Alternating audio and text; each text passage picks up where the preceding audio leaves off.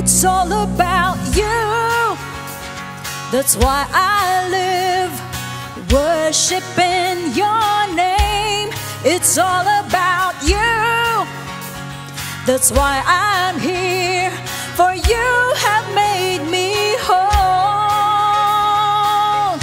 I shout your praise above the earth, for you deserve more than this.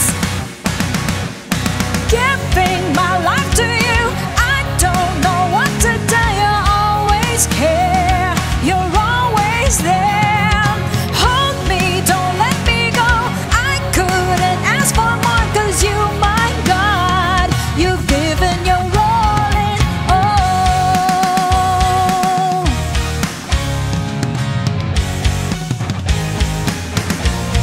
It's all about you. That's why I live worshiping your name. It's all about you. That's why I'm here, for you have made me whole. I shout your praise above the earth, for you deserve more than this. Giving my life to you, I don't know what to do. You always care, you're always there. Hold me, don't let me go. I couldn't ask for more, 'cause you, my God, you've given your all in. Giving my life to you, I don't know what to do. You always care, you're always there. Hold me, don't let me go. I couldn't ask for more, 'cause you, my God, you've given your all in all.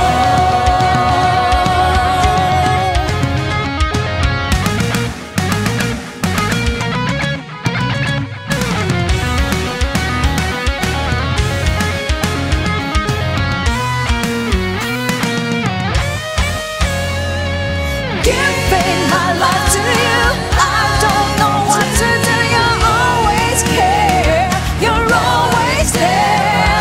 Hold me, don't let me go.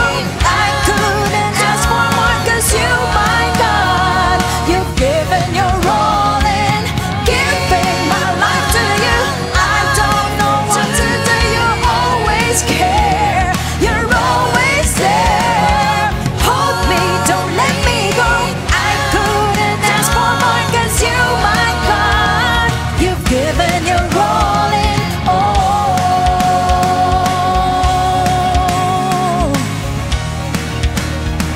You've given your all in all.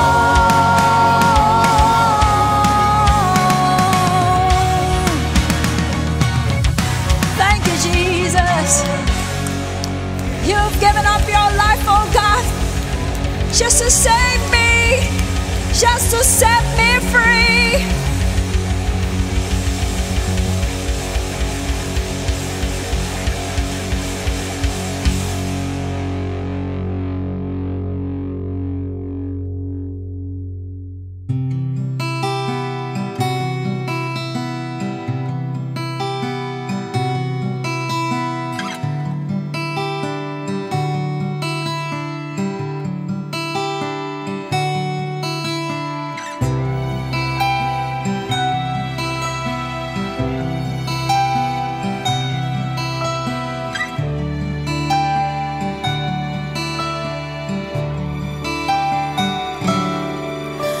Naglalaro sa hangin ang buhay ko. Di malaman kung saan ang tungo. Sumasabay sa agos ng mundong ito. Ako'y gulong-gulong.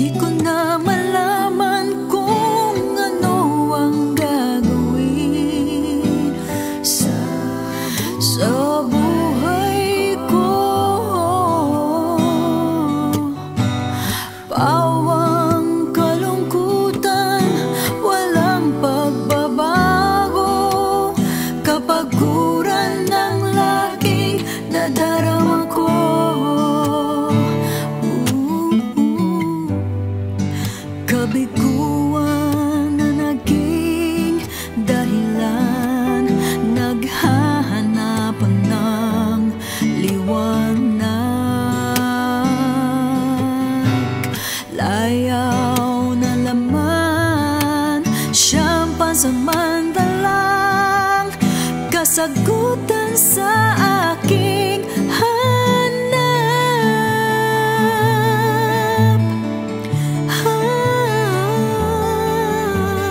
Nasaan kaya ako, Jesus, kung wala ka? Di ko na malaman kung saan ako pupunta. Maaaring nasa hangin pa ako, di alam kung saan ang tungo. Kabiguan na naging dahilan, naghahanap ng liwanag. Layaw na laman, siyang pansamantalang kasagutan sa aking hanap.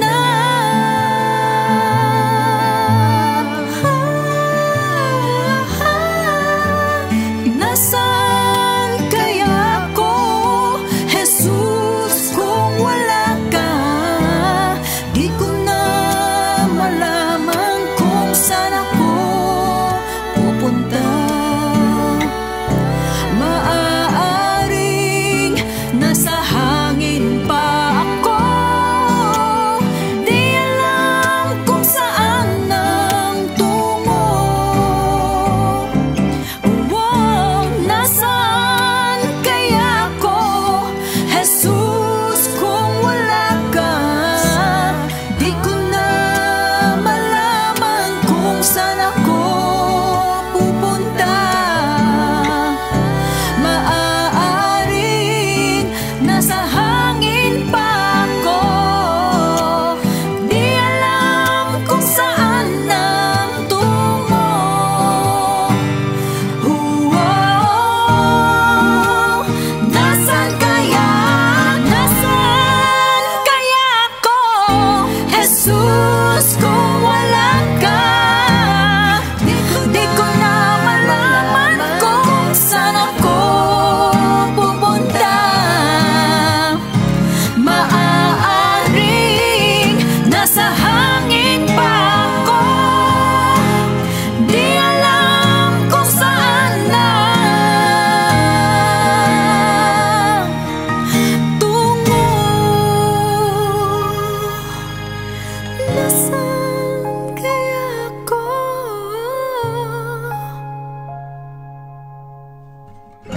Nasaan kaya ako? Kung wala ka.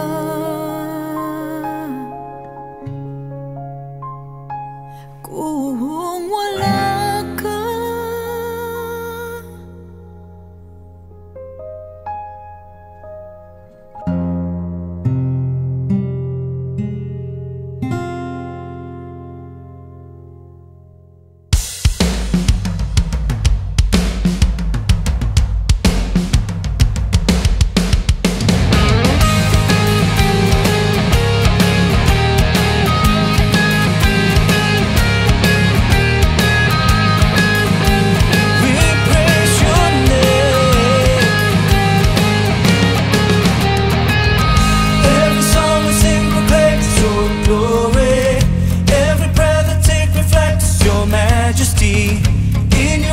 Lord, I find my comfort. Keep me, Lord, and stay. Hear me now, I pray. In my darkest hour, you strengthen me. You took away the blindness, now I see. In your sanctuary is where I wanna be. Take my hand and walk with me.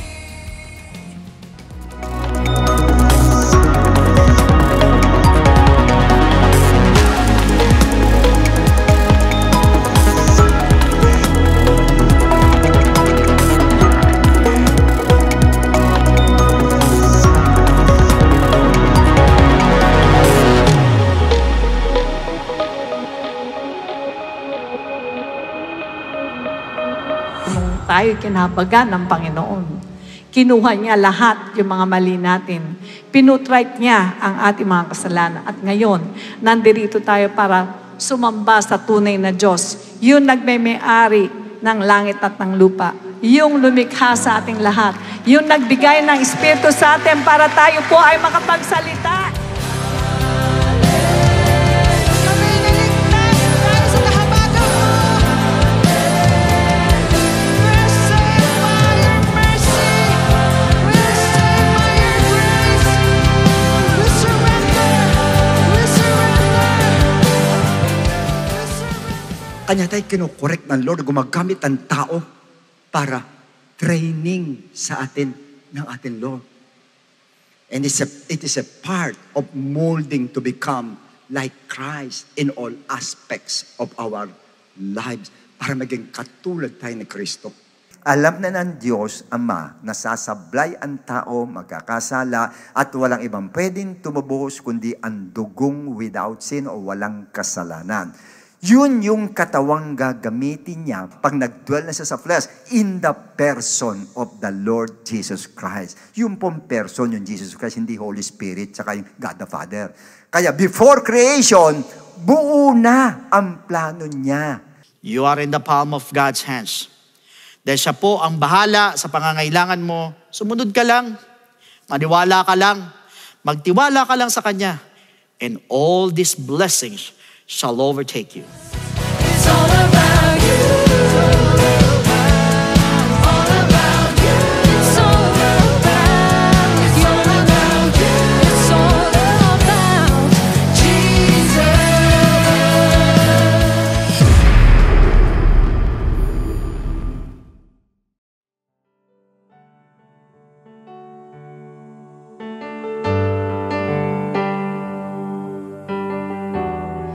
Praise God. Purihin po ang Panginoon. Magandang araw po sa inyong lahat. At sa mga kapatiran po natin na nasa Luzon, Visayas, Mindanao. At sa mga international extension churches natin. Ganon din po sa inyong lahat na nakatune in po ngayon. At makikisa po maglingkod sa ating Diyos ng buhay sa paghahandog sa Kanyang kabanalan, sa pagsamba at sa pasasalamat at sa pakikinig ng Kanyang dakilang kalooban. Welcome po sa Friends Again ng Jesus Christ. To God be the glory. Amen po. Purihin po ang ating Diyos. Isa pong napakagandang tanawin at nakakadama po tayo ng kagalakan kapag nakikita po natin lahat ng mga kapatiran po ay nandirito. Sabihin mo naman sa katabi mong magandang umaga sa'yo. Alright, kinakailangan po pag tayo po ay papasok sa arena ng pagpupuri, masasaya tayo. Kalilimutan natin ang lahat ng mga problema natin. Magbasa po muna tayo ng ilang talata sa Biblia. So Psalms 91 verses 1 to 3. He who dwells in the secret place of the Most High shall abide under the shadow of the Almighty.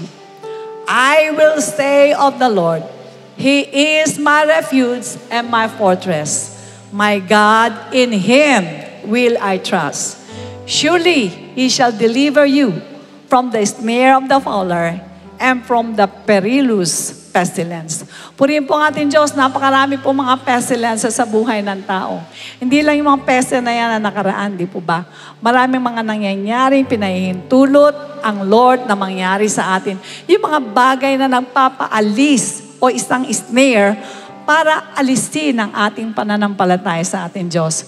Pero ang sabi nga, kinakailangan po palagi po tayong composed. Alam natin na kumikilos si Satanas sa paligid natin. At dahil sa ginagawa natin siya ang ating refuge, magkakaroon po tayo ng lakas para labanan ang lahat ng mga gawa ng ating kaaway. Amen?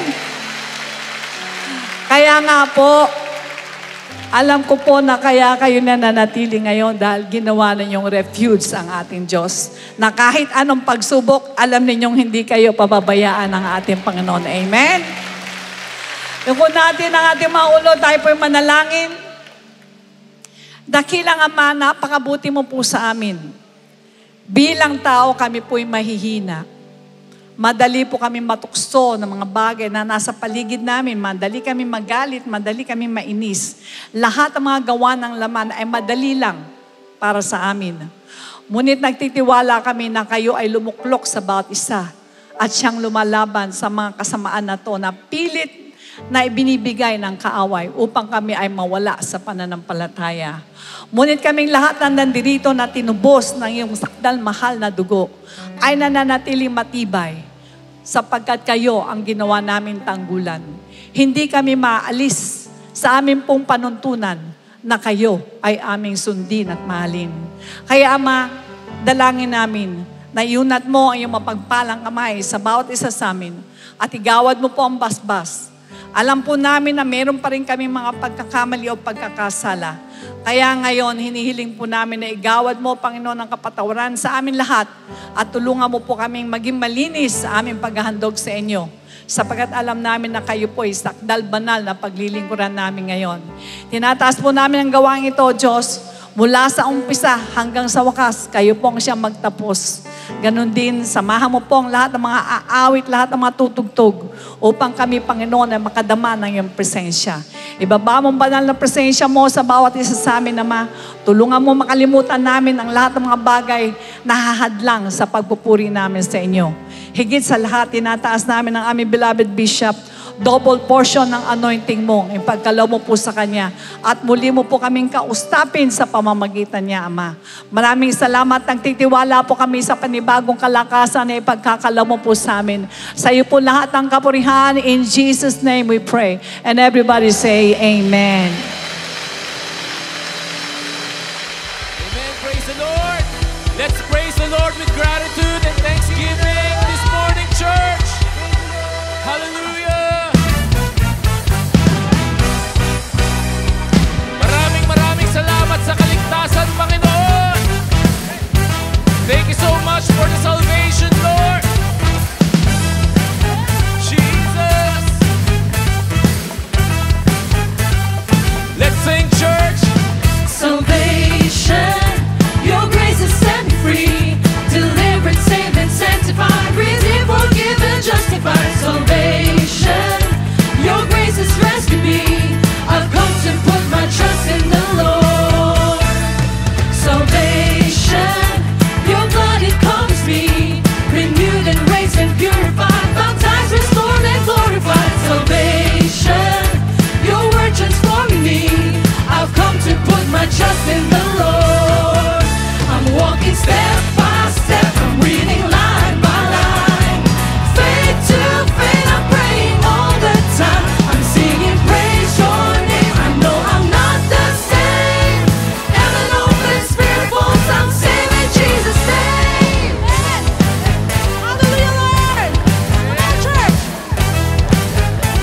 Let's all sing. Salvation, your grace has set me free. Delivered, saved, and sanctified.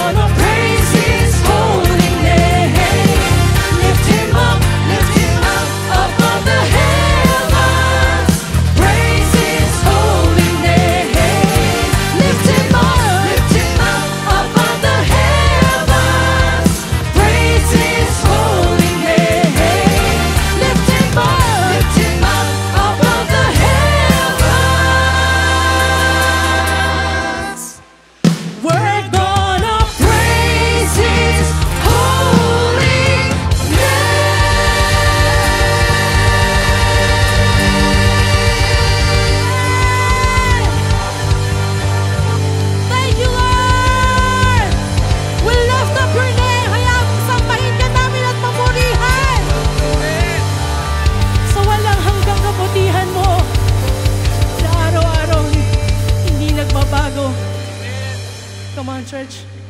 Let's worship our Lord. Thank you, Lord. Napakabuti mo, Panginoon. Sobrang buti mo. Hayaan mo, sambahin ka namin ngayong umaga na ito. Ang buong puso.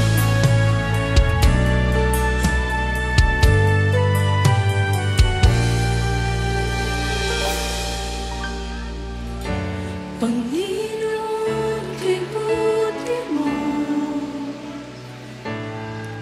sa lahat ng panahon, sa dalangin may tugon. Dakila ang iyong biyaya, ang pag-ibig mong halay, aking isasaysay.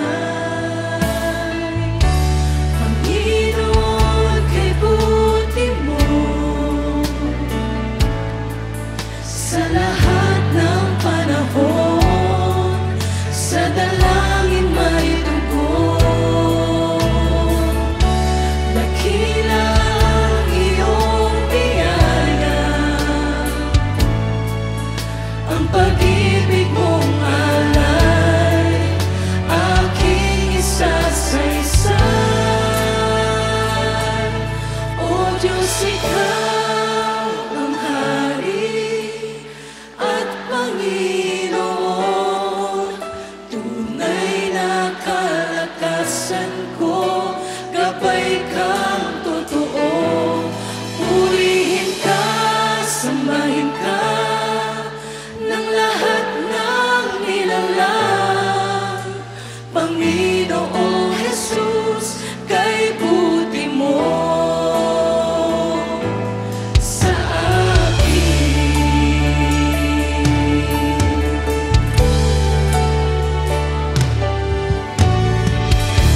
Panginoon ang buhay ko, Diyos na makapangyarihan, aking kaligtasan. Pag-ibig mo'y di magmamaling,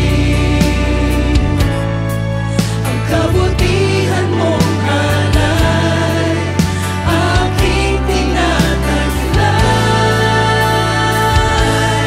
O Diyos, ikaw ang hari at Panginoon,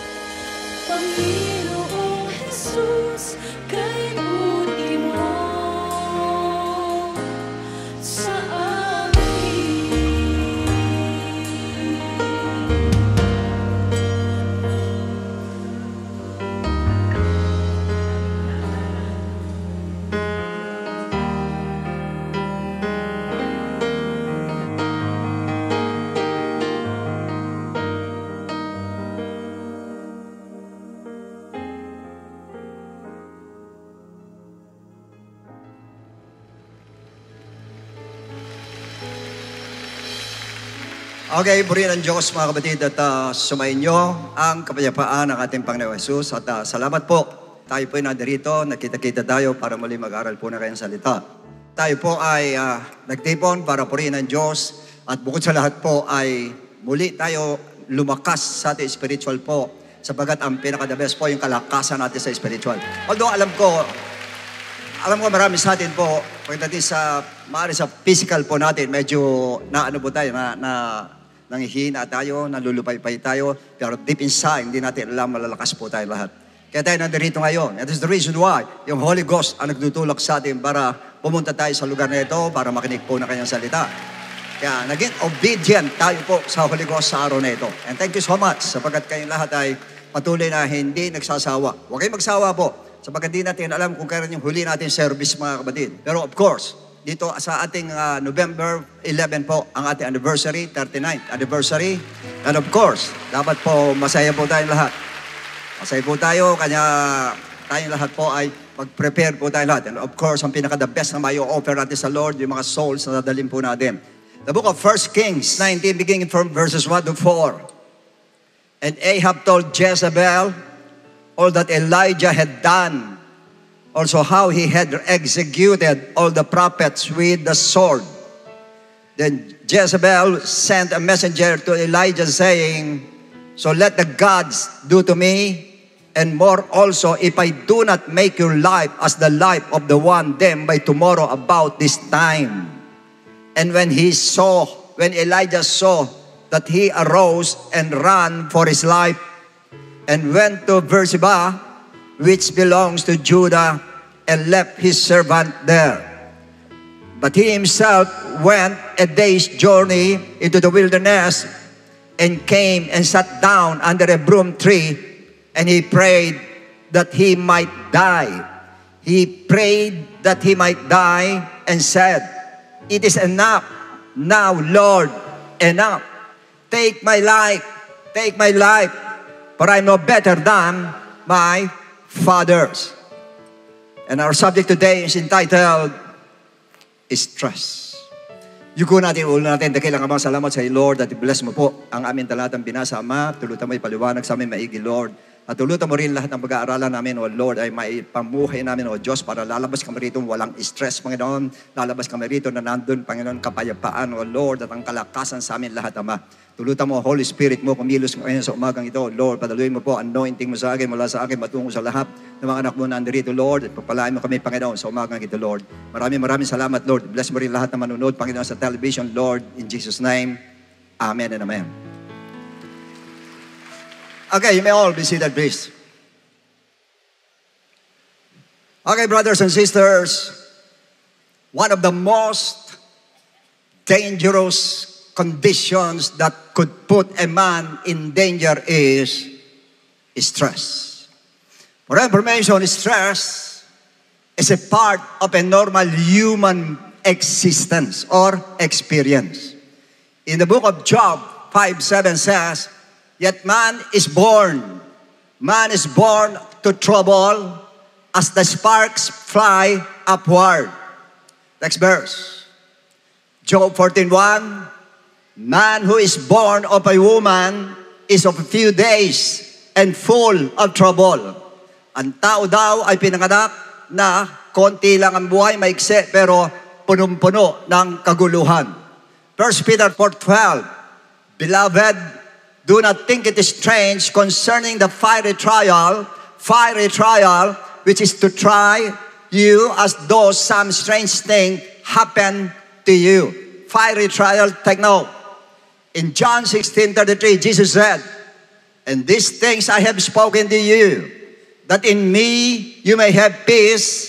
In the world you will have tribulation. You will have tribulations. But be of good cheer. I have overcome the world. So kung titignan natin, ang tao po ay hindi mawawala ang trouble, hindi mawawala ang fiery trial sa ating Kristiyano po at ang tribulation po. Pero ang tanong dito, what do you think troubles, fiery arrows, or fiery trials and tribulations bring to a person? Wala iba na daling kundi stress. Wala na pong iba. Now, what is stress? Ano ibig sabihin nito po nito? Stress can be defined as a state of worry. Number one agad. A state of worry or mental tension. Yun matindi. Mental tension or pressure caused by a difficult situation. So ito pong stress. Pag sinabing stress, mentally and emotionally, para tayong hinahatak o pinapersa, pinapressure, pinipiga. Yun ang sabihin ng stress. Kanya ganun katindi po ang stress. Now, there are three main types of stress. Ang una po, yung tinatawag na acute stress. Pag sinabi acute stress, ito ay short-term stress that comes and goes away quickly. Madaling pumapasok, madali ding nawawala. Now, ito po next, episodic acute stress. Ano ibig sabihin nun? When you experience acute stress on a regular basis, ito po ay pirmi mong nararanasan. Itong stress na ito. Hindi ka ma-relax sa diretso salita. Hindi ka ma-relax dahil po, tayo po ay pirming stress ka araw-araw. Example po dito is in an intensive environment like healthcare. Yung lahat ng nagtatrabaho sa ospital, nandun sa emergency, yan po, matindi stress dyan. Sa financial, ganun din po. Sa legal media institutions, yung mga lawyers po, grabe ang stress at marami pang iba. Ang third po ay yung chronic stress. Pag sinabing chronic stress, long-term stress that goes on for weeks or months or years. Maaari pong ito ay taon po at matagal. Now, bibigay ko sa inyo ngayon ang possible causes, kung anong dahilan ng harmful stress. Ano ang dahilan? Ang number one po ay ang bad marriage o hindi magandang pag-aasawa po. Ibig sabihin, number one po dyan, nakapag-asawa ka ng hindi mo gusto. Yan ang problem po. Pag nag-asawa ka na hindi mo gusto, yan na po papasok ang stress po sa atin. Magiging stress ka sa kanya, siya magiging stress din sa'yo. Kasi hindi mo gusto. Yun ang problem po. Kasi pati nga sa inyong pag-aasawa po, sigurado ninyong gusto po ninyo. Kung pera lang, magiging hangad ninyo, motive ninyo. Ang motive, pera lang, magsasuffer po kayo. Maniwala po kayo sa akin, magsasuffer po kayo. Hindi ko naman sinasabi, huwag nyo intindihin ang finances. Kailangan po, yung inyong mapapangasawa, kung lalaki siya, marunong siya magdala ng pamilya, kaya niya magdala ng pamilya. Pero huwag kayo doon muna tumingin. Ang tignan nyo muna ang heart ng tao po. Sapagat ang pinakamatindi na problema ng mag-asawa, hindi pera. Stress ang pinakamatindi po. Na kayo nagiging stressor kayo sa isa't isa. Napakatindi nun. Pag naging ganun ang buhay mo, para ka nasa hell. Araw-araw sa bahay, para ka nasa impyerno. Pag ganun ang buhay po natin. At alam ko, meron sa inyo nasa ganyang katayuan, mabuti nilang tumanggap kayo sa Lord. Pero kung wala ka sa Lord at ganun kayo ang sitwasyon ninyo, kaya iba naghihiwalay. Hindi po nakakatagal naghihiwalay. Pero sa Kristiyano po ay hindi pwede ang hiwalay. Because God hates divorce. Ayaw na ating Lord. Ang pangalaw po, financial difficulties. Marami may problema. Stress na stress pagdating sa ganito. Pagdating sa pera po ay talaga sabihin natin bigat na bigat sila. Ang daming ganyan din ngayon. May problema sa pera. Sino-sino may problema sa pera? Taas ang kamay. Ulit ko tanong, sino-sino may problema sa pera? Taas ang kamay. Baba nyo na. Okay now. Sa madaling sabi, magmula pa na magtanong ako, magmula na magpastor ako. Yan na po ang number one problema. Yan daw po ang pera daw. Pero actually, ang pag-aasawa po ang pinakamabigat. Ang susunod po ang chronic health condition. Yung sakit. Marami po na stress dahil sa sakit po. Lalo na nararamdaman niya parang mamamatay siya, na-stress siya. Naranasan ko yan. Nung magkasakit ako mga kapatid. Ando na stress dahil akala mo todas ka na. Pero yung faith, nandun pa rin, lumaban pa rin. And threat of losing job or bankruptcy. Doon sa mga businessmen po. Natatakot sila baka mabankrupt. Natatakot baka mawala yung kanilang kinikita.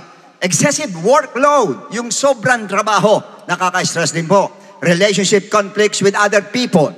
Yung nagkaroon kayo ng conflict sa iba, yan po nakaka-stress din. So lahat ng yan ay stressor sa buhay po natin. Lahat ng yan. Now, ano naman ang signs o symptoms of stress?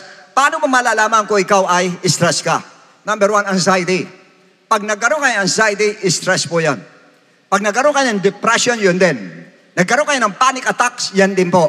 Nagkaroon kayo ng anger, irritability, pirmi kang inis, pirmi kang galit, yan po yun. Ibig sabihin, ikaw ay stress. May fear, at saka moody ka, nasa mood, minsan wala, pero madalas wala ka sa mood. Ibig sabihin ay, nadoon po ang stress sa atin. Sa physical signs naman po, aches and pains, may sumasakit sa'yo sa katawan mo, na hindi mo alam kung saan, tapos chest pain, minsan sa dibdib, exhaustion, o exhausted ka, o trouble sleeping, hindi ka makakatulog. Yan, marami po may problema dyan, hindi makakatulog. Tandaan ninyo, number one problema po ay ang stress kanya hindi makakatulog po. Marami kang iniisip sa mind mo. Headaches, dizziness, naliliyo, shaking o yung nanginginig po. Minsan nanginginig ka. Hindi Parkinson, pero parang nanginginig ka. Minsan akala mo pasmado pero hindi mo alam, stress ka. Hypertension, yung high blood, stomach or digestive problem, constipation. Weakened immune system, humihina immune system natin pag stress po tayo. Neck pain, meron din po. Dito, akala mo muscle, pero neck pain, stress po dahil na. Sweaty hands, yung pong nagpapawis yung kamay. Yan po, minsan sabihin natin, akala mo pasmado ka, hindi mo alam. Sa stress pala po. Yung teeth grinding, yung nagngangalit yung ngipin mo, nangangalot ng ngipin, isa po yan. Sa behavioral signs naman po, yung behavior. Alcohol po, madalas toma ng toma yan, dahil stress siya. Gambling, gano'n din po, nagsusugal dahil stress. Eating disorder, kain ng kain. Maraming ganyan po, kain ng kain. Baga siya stress, kain ng kain, kain ng kain. Pero iba hindi makakain. Kaya pipili ka na lang, kain ng kain, hindi makakain. Alis sa dalawa lang mga kapatid. Compulsive sex, sa iba. Shopping. Yan, tingnan nyo, pag mahilig kayo shopping, baka stress ka, hindi mo lang alam. Yan ang outlet nila, mag-shopping. Internet browsing, doon ka sa internet, kung ano yung mga tinitignan mo doon. Smoking, isa po, hitit ka na hitit ng sigarilyo. Now, ang mabigat ang complications. Ano ang complication po na stress? Isa chronic stress po ay can lead to many long-term health issues affecting your, number one, immune system. Hihina, sinabi ko kanina, like arthritis po. Ang isang pinanggagaling, madalas tayo, uric acid sinasabi natin, pero ang stress po pinanggagalingan ng arthritis o pananakit ng mga tuhod, mga kasukasuan mo. Tsaka psoriasis po, isa din po yan. Digestive system, sinabi ko na kanina, constipation, like weight gain or loss gain. Alis sa dalawa lang po. Ulcer, yan din po. Irritable bowel syndrome at cardiovascular system. Yung po sa heart na po yun. Maapektuhan ang heart po natin. High blood pressure po. Increase ng heart rate at saka ng heart palpitation. Lumalakas pag tayo po ay stress. Ako naranasan ko po yan. Pag stress, bumibilis yung tibok ng heart ko mga kapatid. Reproductive system like infections and infertility. Iba po kanya hindi magkaanak. Stress, yan po ang dahilan. Not to mention cancer. Pinanggagalingan po ng stress. Diabetes, iba sa inyo kanya mataas ang sugar. Akala mo, hindi ka kumain. Ba't ganun? Hindi man ako kumain ng asukal. Pero bakit tumataas ang sugar ko? Ayan. Hindi mo alam, stress ka. Hair loss. Yung mga nakakalbo. Yan ang ibig sabihin. Heart disease, sinabi ko na. Hypertension, sleep disorder, ulcer na doon. Yan lahat lang yan. Stress can also put at a higher risk of developing mental health condition like depression and anxiety, which can lead to suicide. Yan ang pinakamatindi po pagka-stress po tayo. Pag na-stress po kayo, ang diretsyo niyan ay depression. Pag na-depress kayo, ang susunod dyan ay suicide na po ang susunod. Ganyang katindi ang stress. Kaya ito tatalakayin natin ngayon para mawala ang stress po natin. Now, in the present time, why do people easily succumb to stress? Bakit tayo natutulak agad doon sa stress na yan? Why? First, because of the kinds of people in the world. Ano bang klase ng tao ngayon sa last days? 2 Timothy 3:1-5. Madalas itong basahin natin. But now this, that in the last days, perilous times will come. Mapanganib. Mapanganib dahil doon sa mga taong babanggitin. For men will be lovers of themselves, lovers of money, boasters. Ito ang matindi. Ang hirap i-deal na mayayabang. Napakahirap. Ang hirap i-deal na mataas ang pride. Blasphemer, disobedient to parents. Grabe yung mga suwail sa magulang. Grabe yung stress na magulang nila. Pag disobedient po yung mga bata. Unthankful, unholy, and unloving, ayan. Unforgiving. Lahat ginawa mo na. Ayaw pa rin magpatawad. Nakaka-stress ka pag ganon. And next, slanderers. Yung pag nakatalikod ka kung ano-ano sinasabi. Stressor ka, pagkaganyan ka. Stress ang binibigay mo sa taong sinasabihan mo sa likod. Stress ang binibigay. Napakatindi, mag-stressor ka. Napakatindi. Without self-control, yan din po, mainitin ang ulo, nakaka-stress din. Konting bagay, nakasigaw. Konting bagay, para magipag-away agad. Stressful din po, nakasama. And despisers of God and traitors. Ayan, yung mga traitor. Basta may traitor kang kasama, stress po yan. Basta traitor po. Tandaan nyo, basta tinataraka ka sa likod, stressors ka. Headstrong, matigas ang ulo. Yan ang isa sa pinakamatindi. Sabi ka ng sabi, ayaw sumunod. Sabi ka ng sabi, ayaw sumunod. Nakaka-stress po pagka ganun. Ano ba? Haughty. Ayan na naman yung haughty. Mayabang, nagmamataas. Yan ang isa sa pinakamatindi po na stressors natin. Lovers of pleasure rather lovers of God. Next. Having a form of godliness but denying its power. Isa po ito nakaka-stress. Nagbabanal-banalan nyo palang sari-saring kasalanan na ginagawa. Napakatindi po. Kung magsalita ka, alam mo kung sino, pero siya mismo, ang daming buta sa kanya, ang daming ginagawa, hindi maganda. Nakaka-stress ang ganyan po. Talaga nakaka-stress po. Kasi sinabi ng Bible, from such people, turn away. Turn away. Even some Christians magaling kayo, nagiging stressor tayo sometimes dahil mayroon tayong ganitong mga ugali po. Mahirap kausapin, hindi makaintindi ng kadwiran, ang hirap makaunawa, ayaw tumanggap ng mali, yung maliit na bagay, pinalalaki, ayaw magpatawad. In other words, toxic person po, pagkaganyan. Huwag tayo dapat maging toxic. Kaya dapat pa nagpe-pray tayo, Lord, make me a blessing, not a stressor, but a blessing. Gawin mo akong blessing, Lord. Kasi tayo puro hingi ng blessing, pero sabihin mo sa sarili mo, Lord, gawin mo akong blessing, Lord. I want to be a blessing to everybody. Gusto ko maging blessing ako, hindi stressor. And second reason, bakit gano'n? Una, tao. Pangalawa, Ephesians 5:16, redeeming the time because the days are evil. The devil's threat, yan pong isa. Tinetreat tayo ng devil and pinipressure po tayo saan? Affliction. Pag may sakit tayo, nandyan po. Mental, ganun din po. Emotional, ganun din. Persecution or discriminations. Minsan nadi-discriminate tayo dahil mahirap tayo. Nadi-discriminate ng mga mayayaman. Minsan nangyayari din pati sa kapatiran. Ang tingin nila rin sa mga squatter natin kapatiran, hindi maganda. Huwag niyong gawin. Huwag po, nai-stress yung kapatiran natin, mahihirap po. Kawawa naman po. Ganun din po yung dahil sa mga weaknesses natin, sa kasalanan na nagagawa, kinokondemn po natin sila. Huwag din po. Sapagkat nagiging stress out tayo pagka gano'n. Pag duro tayo ng duro sa iba, nakaka-stress po yon. At ang pangatlong reason, yan po mabigat, the signs in the last days. Matthew 24:7, for nation will rise against nation, kingdom against kingdom. Ako magtatanong sa inyo, ano po idudulot ng war sa mundo, ng war sa mga tao? Pagka may war, nakita natin nangyari sa Ukraine. Wasak ang Ukraine. Basag ang Ukraine, yung mga bata hindi makapag-aral, mga tao hindi makapagtrabaho, grabe ang stress level po sa Ukraine ngayon. Napakataas po na stress level po dahil po sa gera. Ano pa? Famine. Pag sinabi famine sa atin, economic crisis. Pag nagkaroon, bumagsak ang economy ng mundo, economy ng bansa, lalo world, na talagang global economic crisis po nangyari po, ay matindi po. Na-stress lahat talaga ang tao. As a matter of fact, sa kayo po, yan ang lumilitaw, mga kapatid, na nangunguna ngayon. Stress sa mga tao pagdating po sa pera. Would you believe sa Amerika? Marami naglalakad doon na bubulong-bulong, tapos nakatingin sa taas. Alam niyo kung bakit? Sa dami ng utang niya. Hindi niya alam paano niya babayaran po. Alam ko mayroong disenyo ngayon ganyan.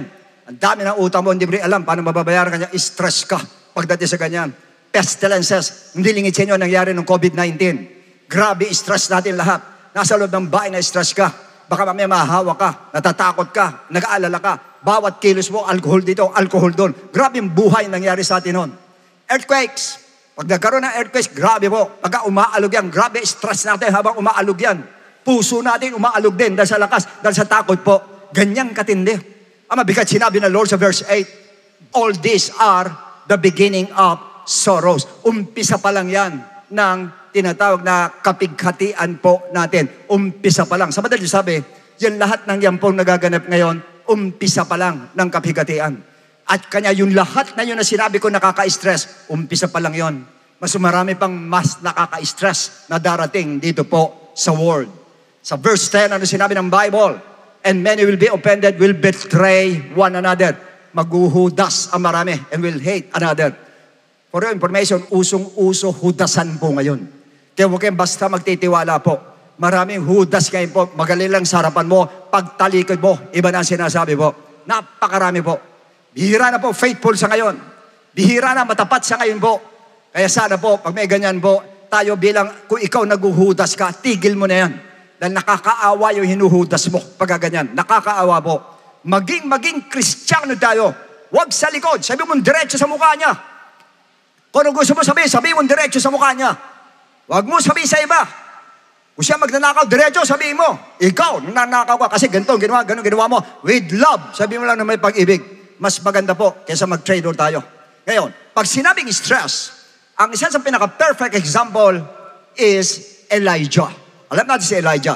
The prophet, an incredible man or a man of God. He raised a boy, isang lalaki po, from the dead, binuhay po niya. He performed miracle for a widow, dahil binuhay din niya yung anak noon, at saka yung kinakain niya, isang tinapay lang, pero pinarami niya. And made rain for 3 and 6 months. 6 months po, pina-stop niya ang rain. Pero pinaulan din niya. Pero pina-stop niya for 3 and 6 months, 3.5 years. Huminto po, magitan ng kanyang panalangin po. And most of all, he performed a great miracle before the children of Israel and before the 850 prophets of Baal and Asherah by sending fire from heaven with confidence, killing all the false prophets. Pinapatay niya lahat. And it's such a huge display of power, of strength, and victory for Elijah before the children of Israel. However, in verse 1 and 4 says, and Ahab told Jezebel, ayan na po si Jezebel, all that Elijah had done, also how he had executed all the prophets with a sword. Nabalitaan ni Jezebel na pinagpapatay niya, pinatay nila ng mga Israelites, yung lahat ng propeta niya, 850 po. Minsan po, ipipreach ko ito sa inyo po. Sana po, walang Jezebel sa inyo mga asawang babae po. God hates Jezebel. Ayaw na Lord. Si Jezebel po kinukontrol yung asawa niya. Si Jezebel ang nagli-lead sa asawa niyang lalaki. Ayaw ng ating Lord.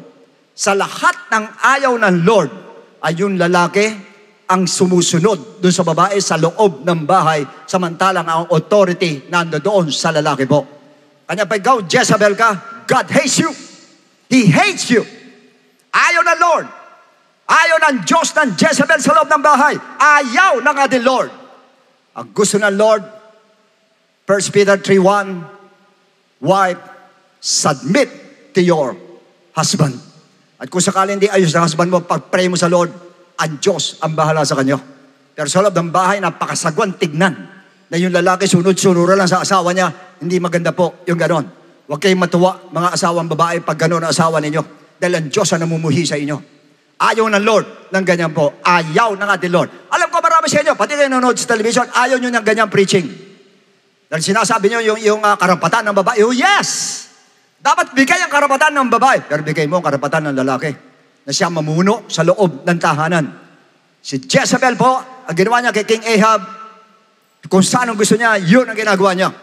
May sasabihin yung haring asawa niya, babaliin niya yung iba, sasabihin niya. Ginaguide niya yung asawa niya kung saan, sa kasamaan niya ginaguide. Sa atin po, guide mo sa mabuti, wala masama.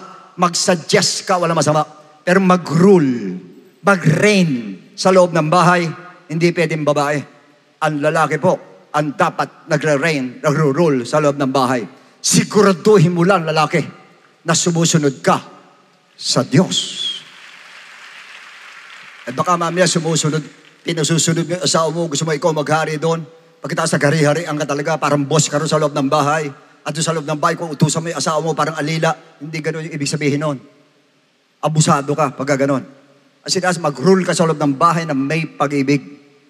Manguna ka sa loob ng bahay na may pag-ibig. I-guide mo ang asawa mo, i-guide mo yung mga anak mo ng may pag-ibig. Huwag tatanggalin ang pag-ibig sapagat ang Diyos ay pag-ibig. And then Jezebel sent a messenger to Elijah. Galit na galit siya. So let the gods, mga Diyos-Diyosan, do to me And more also, if I do not make your life as the life of one of them, and by tomorrow, about this time, ayun na, papatayin niya si Elijah. Next. And when he saw that, nakita ito ni Elijah, he rose and ran for his life and went to Beersheba, which belongs to Judah, and left his servant there. But he himself went a day's journey, naglakbay siya, into the wilderness, and came and sat down and under a broom tree.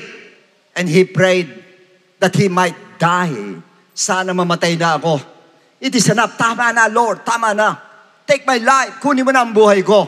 For I'm no better than my fathers. Now, ano nangyari kay Elijah? Kadi-display mo pa lang ng power ng Lord, ng strength ng Lord. Tapos ngayon, nandito ka, gusto mo nang mamatay? Why?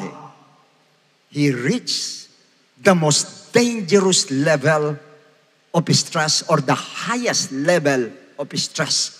Yan na po ang pinakamataas na level ng stress. Wanting to die or to commit suicide. Yan na po yun. Pag naisip mo nang gusto mo na mamatay, yan na po ang pinakamataas na level ng stress. Alam ko marami sa atin dito, naisip mo na yan. Sana mamatay na lang ako kaysa ganito. Sana mamatay na lang. Ganun katindi ang stress level mo. Nasa highest level na ang stress mo pagka ganyan. Naitulak ka sa depression. Doon ka itutulak na stress sa depression. Nag-start ka sa pressure, pinressure ka, nag-worry ka. Nung mag-worry ka, na-discourage ka. Nung ma-discourage ka, na-stress ka. Nung ma-stress ka, na-depress ka. Ang sumunod doon, suicide na po. Ang susunod doon. Ganun katindi ang stress. Ang tanong, why did Elijah's stress led him to chronic depression? Bakit napunta doon ang kanyang stress? To the point na nagsabi siya, it is enough, Lord, it is enough. Take my life. Kunin mo na ang buhay ko, Lord.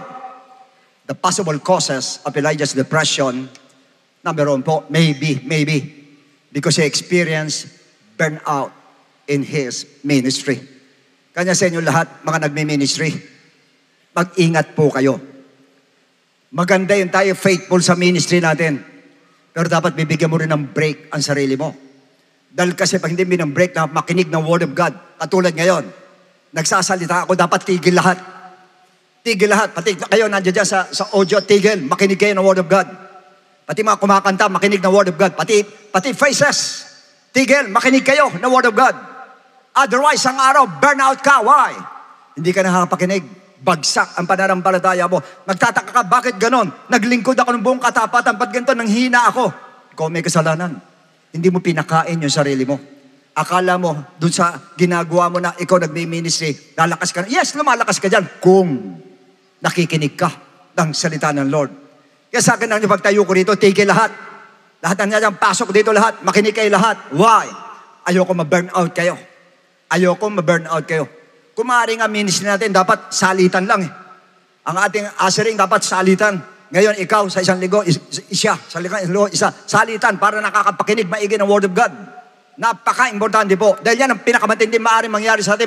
May stress ka pag nagkaroon ka ng ganyan. Pag na-burnout ka, parang pagod ka na, sawa ka na maglingkod. Yun ang mangyayari. Nangyari kay Elijah. Nangyari sa kanya. At maaaring pangalawa, yung pressure niya na magkaroon ng confrontation dun sa 850 prophets. Imagine that. 850 prophets. Pagkatapos, eto mga Israelites, ilan milyon sila yata nandiyan dyan sa harapan niya. Tapos magpe-perform ka ng miracles, hahamunin mo sila. Contest yun eh. Contest between good and evil. Sige, evil, mauna kayo. Ganun pa siya eh. Susunod ako magpe-prank, papababa ng apoy. Napaka-stressful po noong moment na yun. Nung bumaba na yung apoy, another stress. Dahil pinapatay niya lahat. Yung 850, sa harapan mo, nakita mo, pinapatay yung 850 prophets. Siyempre, may stress ka. And maybe pangatlo, he was faint with the sun's heat. Sa init po during the daytime of his travels. Kasi po, desert yung kanyang nilalakad po. Maaaring napagod siya sa init. Or was weary at night and after long hours of travel and hunger and lack of sleep. Ang nangyari sa kanya? Ang kulang sa tulog po, gutom po, madalas gugutom ka, nakaka-stress din po mga kapatid. Not to mention his first time alone. in the silence of the desert. Siya lang mag-isa ro sa desert. Minsan lang niya naranasan po. Kaya maaaring yun ang naging dahilan ng kanyang naging stress. And it might have driven him to, I'm no better, to say, I'm no better than my fathers. Hindi ako mas better sa mga ninuno ko. Kasi po yung mga ninuno niya, karamihan po pinatay din ni Jezebel. Kaya iniisip niya, siya rin mapapatay ni Jezebel. Walang pagkakaiba. Kaya kanya na ano siya, na-stress siya pagka gano'n, na-depress siya. Marami sa atin ganyan. Ganun din pala mangyayari sa akin, katulad ng ibang hindi mananampalataya. Pagkatapos ganun din, wala rin pera. Naglingkod ako, tapos wala rin pera. Ganun din nangyari, naglingkod ako. Pagkatapos ito, nagkasakit din ako. Naglingkod ako, bakit ganun ako? Ganyan nangyayari sa atin, nangyari sa kanya. Kaya sinabi niya, I'm not better than my father. Kasi sinabi niya gano'n. Ibig niya sabihin, yung mga ninuno ko na pinatay ni Jezebel, ako rin pala, papapatay kay Jezebel ng Lord. Yun ang nasa isip niya. Kasi po yung na-stress. As a result, fear the threat of a woman because of excessive stress na nasa kanya po. Sa sobrang stress na nasa kanya. Kaya wala pa idudulot na mabuti ang stress po sa atin. Wala pong idudulot na mabuti. Now, tignan natin ngayon sa spiritual lens. Bakit siya nagkaroon ng stress? Sa spiritual naman natin titignan. What is the reason Elijah came to this point? Ba't siya umabot sa ganung puntos po? Now, ano decision ng Lord nung si Elijah magkaganon? Sa 1 Kings 19:16, sinabi ng Bible, also you shall anoint Jehu, the son of Nimshi, as king over Israel. And Elisha, the son of Shaphat, or Abel, Mehola, you shall anoint as prophet in your place. Papalitan na siya ni Elisha ang ipapalit. Nung makita ng Lord talaga, stress na siya, para hindi na siya pakikinabangan, depressed talaga, dahil pinakain na, ganun pa din. Ayun na sinabi ng Lord, sige, go home ka na. Pero hindi siya namatay. Kinuha siya ng karuwahe, para siya ni-rapture, dinala siya sa taas. He was replaced by Elisha. For your information, too many preachers, Elijah performed 8 miracles. According to some preachers or many preachers, siya po 8 miracles ang pinerform. And Elisha, yung bumalik sa kanya, 16 miracles. Doble po ang ginawa niya. Kay Elijah, 8 na depressed. Kay Elisha, 16, pero hindi siya na depressed. Now, speaking of stress, kay Elisha po, his life was more stressful than Elijah. You know why? Because Elijah lived uprightly. Straight siya kung magsalita. Kaya maraming tisod sa kanya. Diretso siya kung magsalita. Example kay Naaman. Nung sinabi, ganoon, Elisha, pagalingin daw si Naaman. Ganun ba? Sige, papuntay mo sa Ilog Jordan. Palubugin nung 7 beses doon. Tapos magaling na yun. Yun lang ang sinabi niya. Kaya nagalit si Naaman. Pambira to, general ako. Ganun na sasabihin mo sa akin. Akala ko tatayo ka dyan. Sabi ng Diyos, walang ganun. Ba't walang ganun? Wala introduction. Ganun po siya ka-straight. Kaya madalas na gagalit sa kanya mga kapatid. Kaya masyadong stressful ang buhay po niya. He was threatened by the king of Israel, si Jeroboam. Nung magkaroon ng tagutom sa 2 Kings chapter 6, siya sinisi ni Jeroboam, asawa ni Jezebel. Ano sinabi niya? Puputulin ko ulo ng tao niya. Galit na galit siya. Dito po kay Elisha. But Elisha was not shaken nor afraid. Hindi siya naalog. Hindi siya natakot. It seemed that fear had no place in his heart. Why? 2 Kings 2:9. And so it was, when they had crossed over, that Elijah said to Elisha, ask, what may I do for you? Ano magagawa ko sa'yo? Humingi ka, sabi ni Elijah, before I am taken away from you. Elisha said, please, let a double portion of your spirit be upon me. This was only request or wish, and the only desire of his heart. Not only a portion of the Holy Ghost, but the double portion of the Holy Spirit. Why? Because he knew that the Holy Ghost, the Holy Spirit, is the only thing that can take away all fears, insecurity, even worry, anxiety, depression, and every negative emotions, stress, hindi po makukuha. Wala po pag nandun puspos tayo ng Espiritu ng ating Lord. Yun lang po ang tugon doon. That's why Paul says in Ephesians 5:16, 18, redeeming the time because the days are evil. Ano gagawin namin, Paul? Therefore, kanya nga, Ngayon ay masama ang panahon. Kanya nga, do not be unwise, but understand what the will of the Lord is. Ano will ng Lord? Do not be drunk with wine in which is dissipation, but be filled with the Holy Spirit. Yun lang po ang pantapat sa stress at wala na pong iba. Yun lang po. The infilling of the Holy Ghost. Wala na po. Sa katunayan po, wala sinabi ang Bible, mga kapatid, na ito makalulutas na stress. Wala po. Hindi ganun sinabi ng Lord. Wala po. Iba sinabi ng Lord. Ngayon, isa example po si Paul. Inside the prison, alam po natin. Talagang doon sa loob ng prison, mababa po yon. Hirap na hirap siya, nakatali sila, pero kinantahan lang niya. At nag-pray lang sila. Wala siyang stress dahil puno siya ng Holy Ghost. Sa 2 Corinthians 4:8, ito sinabi niya, we are hard-pressed on every side, yet not crushed. We are perplexed, but not in despair.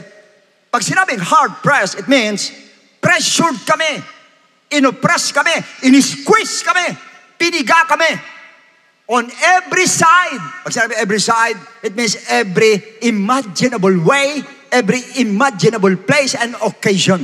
Talagang puro piniga kami maigi, in-squeeze kami maigi. Yet, not crushed. Hindi kami nadurog. Why?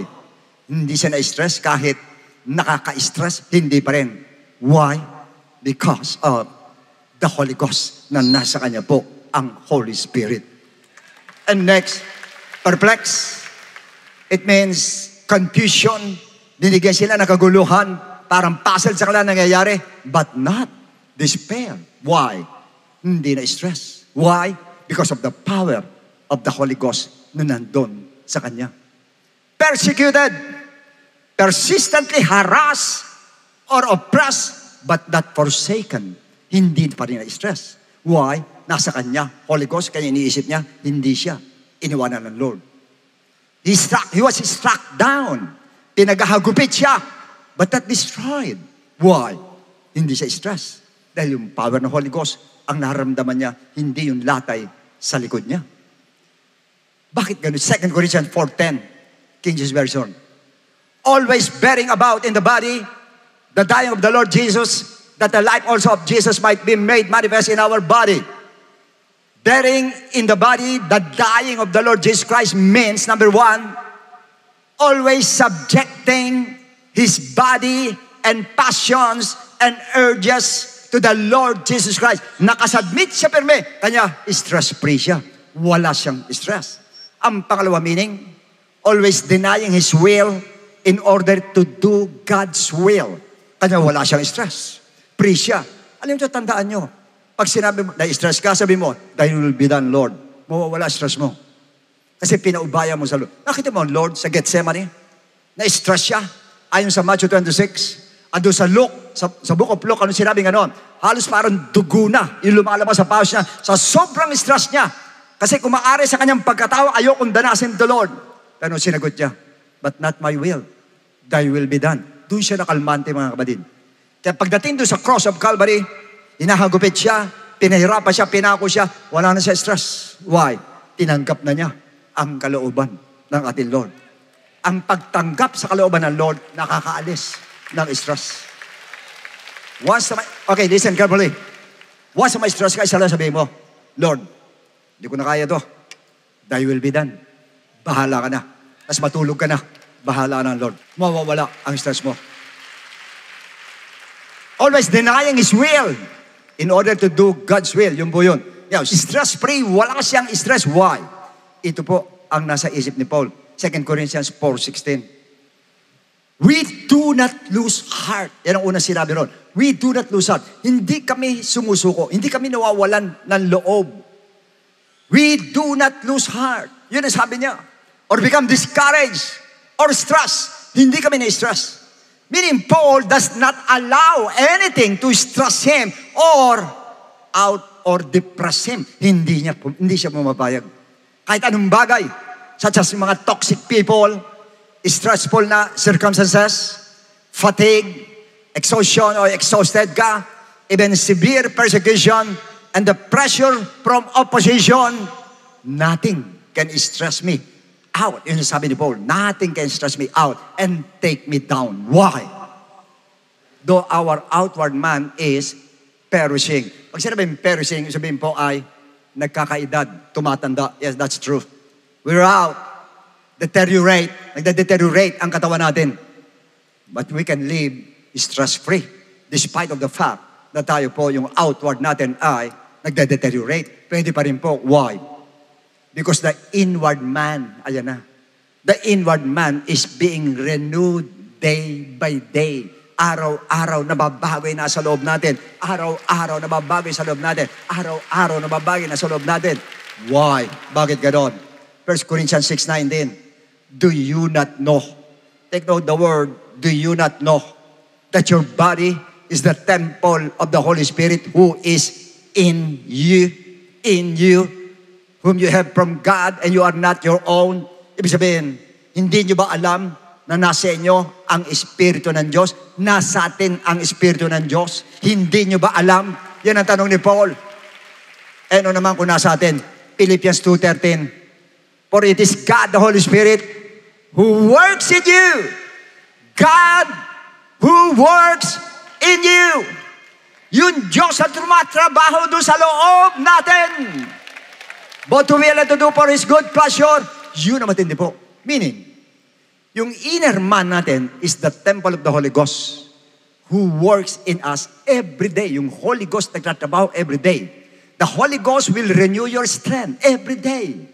He will renew your hope. Binabago pati yung hope mo every day. Binabago pati yung mind mo every day. Nawawala negative sa atin every day. Binabago ng Diyos every day, day by day. Why? Sa paano maraan? Isaiah 40:28. Ano yung nasa atin? Have you not know? Hindi nyo ba alam? Have you not heard? Hindi nyo narinig? The Lord is the everlasting God, the creator of the ends of the earth. He will not grow tired or weary, and His understanding no one can fathom. Tagalog, hindi mo ba baga naaalaman? Hindi mo baga naririnig? Ang wala hanggan Diyos, ang Panginoon, ang may lalang na mga wakas ng lupa, hindi nalalata. Ang Diyos ay hindi nalalata. Ang Diyos ay hindi napapagod. Ang Diyos ay hindi nalalata. Ang Diyos ay hindi napapagod. Walang nakakatarok ng kanyang unawa. Hindi raw napapagod. Hindi nalalata. Yung nasa loob mo. Paano ka manlalata? Paano ka manghihina? Kung yung nasa loob mo, hindi napapagod. Nasa loob mo, hindi nalalata. Nasa loob mo, hindi nanghihina. Dapat hindi ka rin mahina. Ano pa? 29. Tagalog. Siya'y nagbibigay ng lakas. Siya nagbibigay ng lakas. Siya nagbibigay ng lakas sa mahihina. Sino nanghihina? Taas ang kamay. Bibigyan ka ng lakas ng ating Diyos na buhay. Walang kapangyarihan ay pinasasagana niya sa kalakasan. Ganong katinding Diyos na nasa iyo. Imagine that. Mananagana ka raw sa lakas. Kanya kasi sinabi niya, do you not know, sabi ni Paul, that you are the temple of the Holy Ghost? Do you not know na yung Diyos na nasa iyo ay hindi napapagod? Hindi ba alam yung Diyos sa iyo hindi napapagod? Yung Diyos na nasa iyo hindi nangihina? Yung Diyos na nasa iyo nandun ng malakas? Yung Diyos na nasa iyo palalakasin ka? Hindi siya nangihina, hindi na stress, hindi na anxiety, hindi natatakot, hindi sumusuko, hindi nag-aalala. Yun nasa iyo. Do you not know? Do you not know na yung Diyos mo nagpapagaling? Do you not know yung Diyos mo makapangyarihan? Do you not know yung Diyos mo gumagawa ng himala? Hindi mo ba alam na siya nagpo-protection sa'yo? Siya nagsusupply sa'yo? Siya nagbibigay kalakasan mo araw-araw? Siya nagbibigay ng pag-asa sa'yo araw-araw? At bukod sa lahat, siya ang bumubuhay sa'yo araw-araw! Do you not know? Hindi ba alam na hindi ka niya iniwan? Hindi ka niya iniwanan? Hindi ka niya iiwan magpakilan pa man? Hindi ka iwanan ng Lord? Do you not know? And most of all, do you not know that God is here right now? Yes! Nandirito siya ngayon at handa kang palakasin, handa kang bigyan ng lakas at yung panghihina mo tanggalin, handa kang pagalingin, handa gumawa ng miracle, handa siya ngayon that God is in this place right now. Do you not know?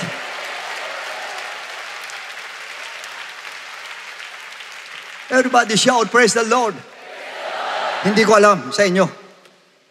Pero ako naramdaman ko na dahil ngayon alam ko na. Alam ko na yung Diyos ko pala hindi nalalata. Alam ko ang Diyos ko hindi nanghihina.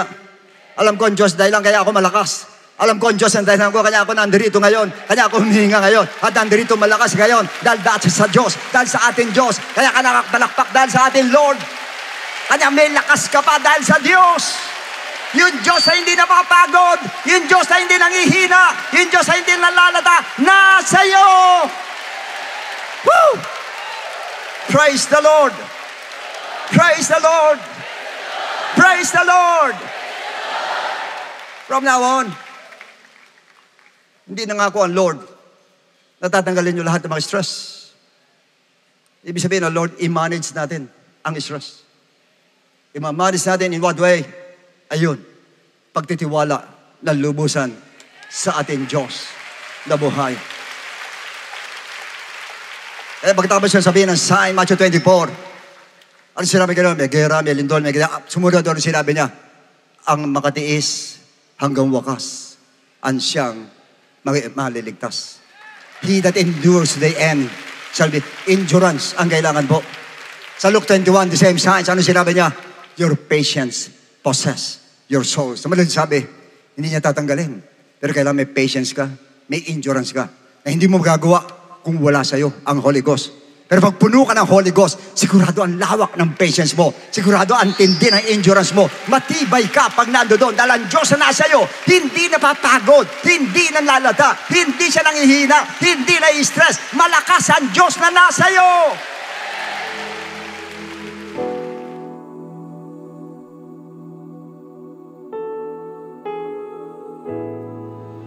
Okay, brothers and sisters, hindi ko na po nabanggit kanina, pero isang pinaka-major reason kung bakit kayo nandirito po ay para marinig nyo ang gospel ng ating Panginoon. Kanina pinag-usapan natin kung ano ang Diyos po natin. Hindi siya mahina, hindi siya nalalata, pero siya malakas. At yun ang nasa atin Diyos na gustong pumasok sa atin o sa inyo. Pero sa parte yan, meron po step para po ang Diyos na yun ay pumasok po sa atin, which is the Holy Ghost, the Holy Spirit po. Ang unang step po natin, you have to believe in the gospel of Christ. Doon po nag-i-start lahat. Pag sinabing gospel ng Lord, yun po nasa 1 Corinthians 15, 1-4, it is about the death of Christ. Namatay ang Lord alang-alang sa ating kasalanan po. Yun ang huwag nating kalilimutan po. Kanya siya namatay, hindi dahil sa kasalanan niya, dahil walang kasalanan ng Lord. Tayo ang may kasalanan. Pero siya namatay alang-alang sa atin. At ang pangalawa, inilibing siya. Ikatlong araw, nabuhay siya na magbuli. So maniwala tayong namatay siya alang-alang sa kasalanan natin. Maniwala tayong nilibing siya.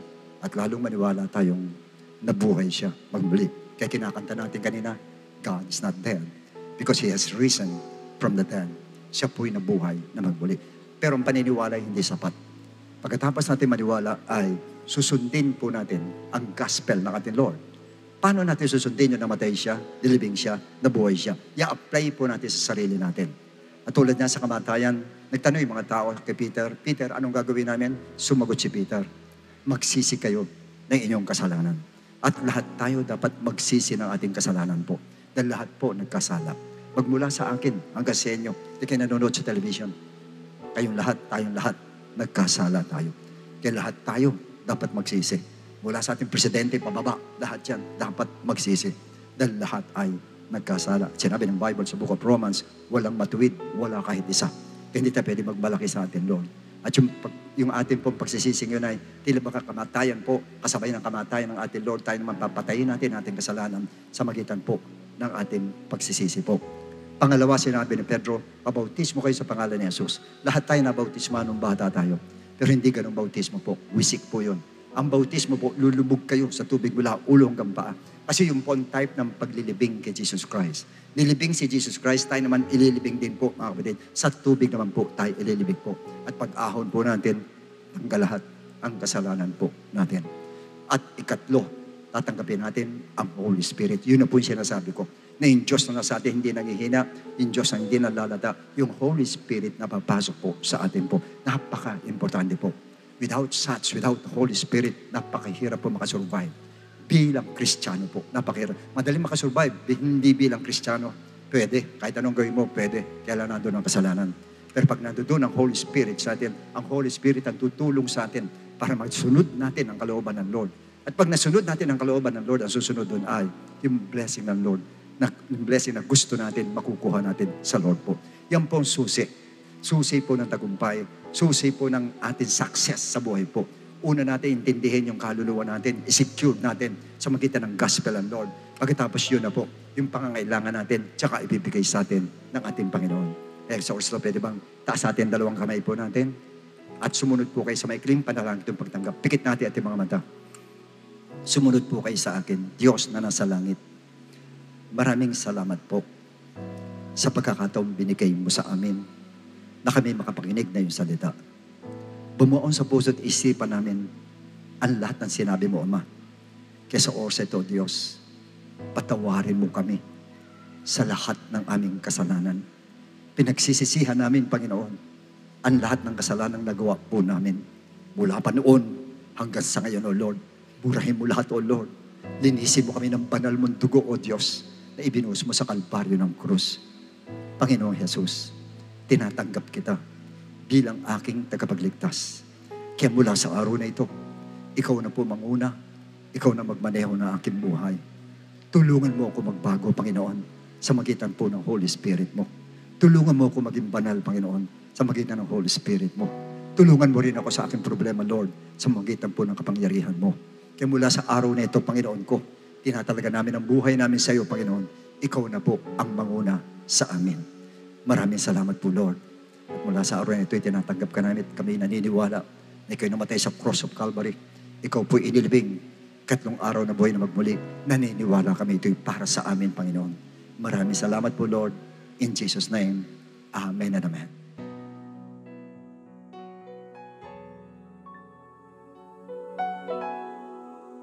Amen. Praise God.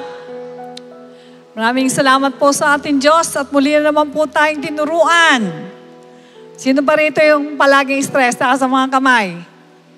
O, diba? Ang dami. Pero pinagpala po tayo ng Lord sapagkat tinuruan niya tayo kung paano natin ma-overcome ang stress natin sapagkat binigay ang Holy Spirit. Amen? Ngayon po ay dadako po tayo sa ating offertory. Basahin po natin ang Psalms 96, verses 7 and 8. Give to the Lord, all families of the peoples. Give to the Lord glory and strength. Give to the Lord the glory due His name. Bring an offering and come into His courts. Marami po tayo na pwedeng ibigay sa ating Panginoon, di ba? Ang glory, ang strength, lahat ay binibigay natin. Ganon din po ngayon ay pagkakataon na naman natin upang tayo po ay makapagbigay ng offering o mga tithes and love gifts natin sa ating Diyos para tulungan po ang gawain ng ating Panginoon. Meanwhile, for complete details of our online giving, please refer to the ways and means yan po sa ating ABP. Maraming salamat din po sa mga kapatiran walang sawang sumusuporta sa ating pong mga gawain.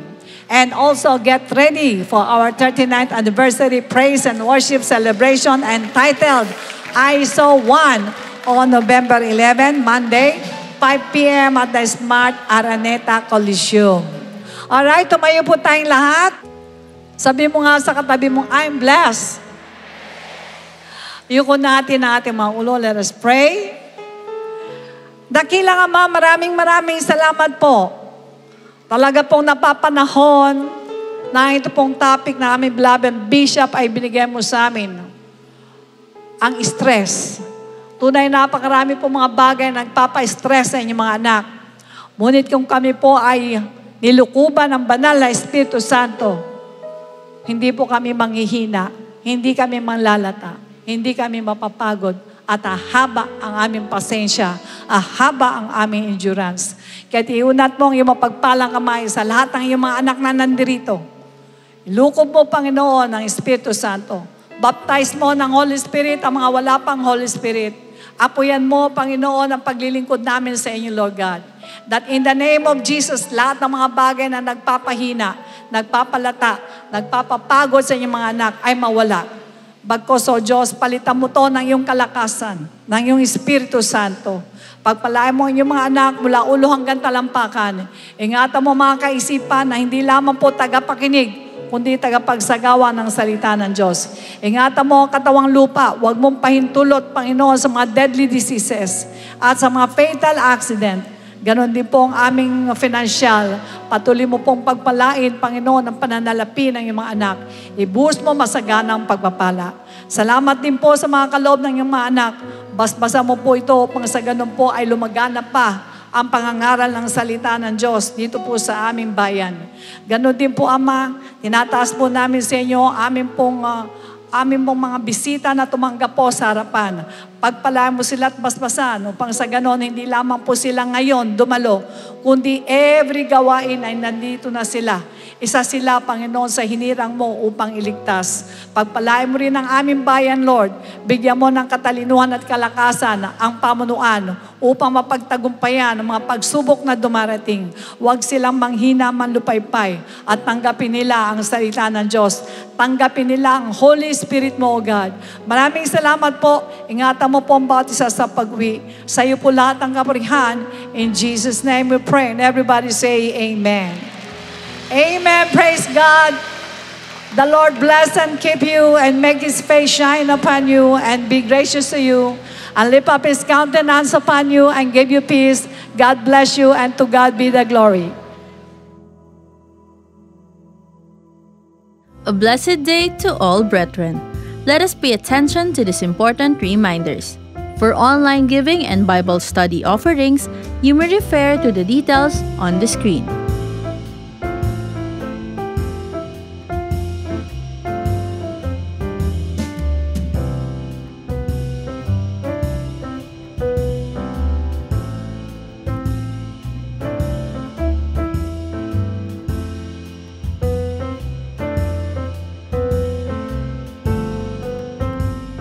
Kung nais niyo pong magpa-schedule ng baptism or one-on-one counseling, you can call us via the contact numbers flash on the screen o mag-send ng message sa ating Facebook page. Support our church and our mission. We are delighted to share these church updates. Be filled with God's presence and edified by God's Word at our on-site worship service next Sunday happening at a new venue. See you at 10 a.m. at Ninoy Aquino Stadium, Malate, Manila. Bring along your loved ones and friends. To God be the glorians. Don't miss the exclusive topic of our Servants Force devotion entitled The Godhead, which is also a part of the OGEP 101, happening every Tuesday, 7:30 p.m. via an exclusive YouTube link. To all students who are done with 1FC Books 1 and 2, the next online workshop to become a certified Book 2 1FCer is moved to September 21, Saturday, 1 p.m. via Zoom. Registration fee is 200 pesos per head. Scan the QR code to register or sign up via the 1FC portal at 1fc.jctgbtg.com. Watch out for the return of Yopper's outreach event dubbed as Kayo Naman Po Ang Muling Pagbisita on September 21, Saturday at Barangay Doña Imelda, Quezon City. Ready to lead with confidence and embrace your full potential? Find out how at the upcoming Yopper Winter Fire on September 28, Saturday, 5 p.m. See you at a new venue, Matikas Hall of the National Irrigation Administration in Diliman, Quezon City. This is near Sentries and entrance is at Gate 1. Sign up now via the QR code for 550 pesos per head. Gather as one before the Great One. Jesus Christ to God be the glory invites you to our 39th anniversary praise and worship celebration, I Saw One, happening on November 11, 5 p.m. at Smart Araneta Coliseum. You wouldn't want to miss this unforgettable event. As our 39th church anniversary nears, we are endowed the privilege to give to our Project G-Code through our 39th anniversary pledge. You may get your preferred colored envelope every on-site service from our faces or at the information booth. You can also drop them at our offering boxes or hand it over to Pastor Norma Santos. Good news! This is your chance to join the Servants Force, calling all those with God-given gift and skills. We are looking for passionate individuals who will be part of worship team, cat prod, and Service Operations Ministries. Meanwhile, for worship team, we need vocals and bands such as electric or acoustic guitarist, bassist, keyboardist, and drummer. For CatProd, we need new addition to the C-Cube, video team, multimedia and graphic services team, audio and tech support. The service operations is also in need of Bethesda, Gideon, and comrades. Those who want to join must have completed one of C Books 1 and 2 as a basic requirement. Scan the QR code or fill out the ministry form found on our website or at the information area every Sunday. The Servants Force Department will get in touch with you after successfully submitting the form. Sign up now. IDO for Music is now available on Spotify, Apple Music, Deezer, Amazon Music, and other digital platforms. Use IDO for Songs on Facebook, Instagram, and TikTok. Our church merchandise are up for grabs. Our very own calling card and sticker are available for purchase. We encourage you to visit our church kiosk located at the entrance to purchase. To order, you can also contact us via our Facebook page or the numbers flashed on the screen.